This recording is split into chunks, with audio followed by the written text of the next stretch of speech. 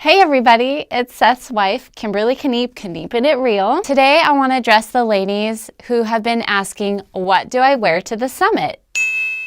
I thought I'd address that for a couple of minutes. What I think would be appropriate is business casual. Today I'm wearing a t-shirt, just one dime t-shirt, and by the way, if you have one, bring it, wear it, support Just One Dime, and if you don't, click in the link below. We have them for sale. How awesome would it be if everyone wore their Just One Dime t-shirt? But today I'm wearing a t-shirt and a pencil skirt. That's considered business casual. And here are a few other ideas. For example, this, or this. Now, Sunday night is the welcome reception, and you can feel free to dress up a little more for that, or for a night on the town. Now, don't forget your poolside clothing and your gym clothes, if that's your thing. Now, please, please, please, don't wear.